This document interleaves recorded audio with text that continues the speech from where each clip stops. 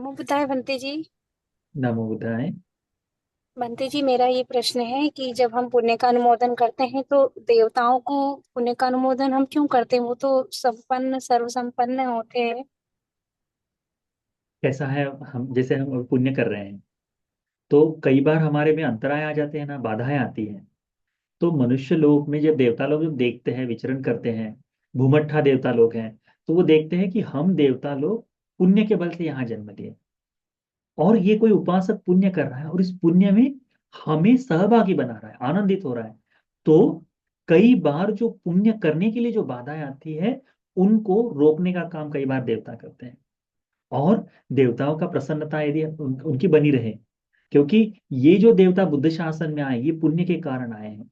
ये इस तरह से नहीं कि मिथ्या ढोंग आदि से नहीं, धर्म से, पुण्य के बल से ये जन्म लिए हैं। इसीलिए इन्हें पुण्य का महत्व समझ में आता है। तो जो पुण्य करता है उनके लिए इनकी अनुकंपा विशेष तौर से बनी रहती है। उनकी देवता रखंती कहा गया है, जैसे मैत्री करता है कोई, तो उसमें कहा क्या है? मनुष्यानंग प्रियो होती, मनुष्य का प्रिय बनता है और मनुष्यों का प्रिय बनता है, और देवता रखंती, देवता सुरक्षा करते हैं। तो जब पुण्य का अनुमोदन कर रहे हैं तो पुण्य बुरे मन से कर सकते हैं क्या?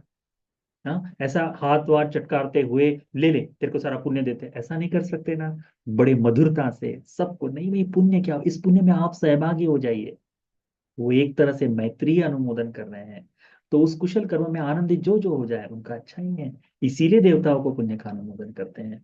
और बता नहीं सकते ना हमारे इष्ट देवता, जब हम देवताओं को पुण्य का अनुमोदन करते हैं और हमारा परिश्रम उनको दिखाई देता है, तो देवता लोग भी ऐसी ऐसी अवस्थाएं, ऐसी ऐसी स्थितियां लेकर आते हैं जो हमें धर्म के बोध के लिए सहायक हो सकती हैं।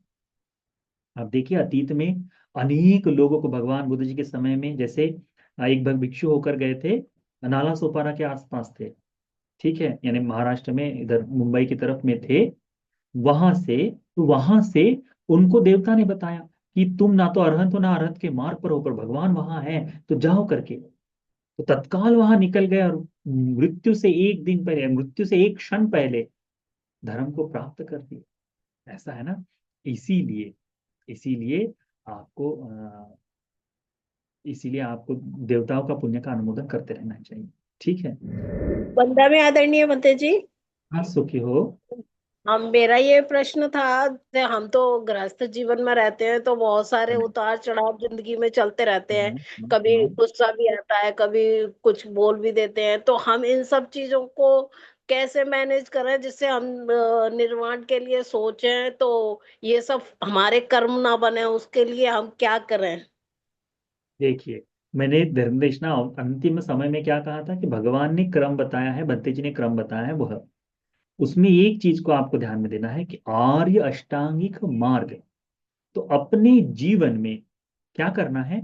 आर्य अष्टांगिक मार्ग को के जो धर्म है उन धर्मों को पूर्ण करना है। कौन कौन से? कि मैं मेरा जीवन अव्यापाद, अहिंसा और नेकखम, इनके लिए अपने मन को तैयार करूंगा। फिर न झूठ बोलना है, न कठोर वाणी, न चुगली, न निंदा। जो आता है, जो हो जाता है, उसके लिए क्षमा प्राप्ति करना है, उसके लिए मैत्री करनी है, ये करना है। फिर व्यभिचार नहीं करना है, चोरी नहीं करनी है, हिंसा नहीं करनी है। ये करने के लिए शराब त्यागना पड़ेगा तुमको, ये छोड़ने के लिए तुमको शराब भी छोड़ना पड़ेगा, तो वो अभी नहीं। उसके बाद, क्योंकि जिसने शराब त्याग दी है, जिसने नशा करना त्याग दिया है, उसी के लिए संभव है आर्य अष्टांगिक मार्ग पर चलना। यदि कोई बौद्ध व्यक्ति बहुत बड़े बड़े तरह से बुद्ध के तत्वों को बताए, परंतु वो नशेड़ी है, वह नशा करता है, इसका मतलब वो धर्म में आर्य अष्टांगिक मार्ग पर चल नहीं सकता।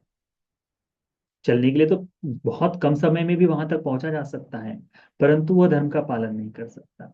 इसको भी ध्यान में रखना है। इसीलिए हम कैसा अभ्यास करने वाले लोग हैं ना, तो धीरे धीरे एक एक कदम चलते हुए हमको चलना है। ठीक है। तो उस तरह से देखो, तो आर्य अष्टांगिक मार्ग में जो धर्म बताए हैं उन धर्मों को अपने जीवन में चिंतन करो।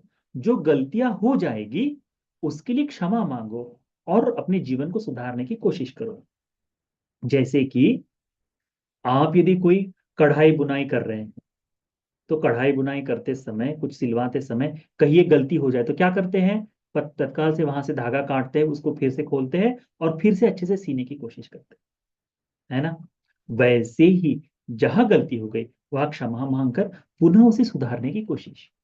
तो जैसे धीरे धीरे अभ्यास करोगे, तो सम्मा व्यायाम करके है, सम्यक व्यायाम है, उस सम्यक व्यायाम का अभ्यास हम लोग कर सकते हैं। ठीक है, तो उसको ध्यान में रखो।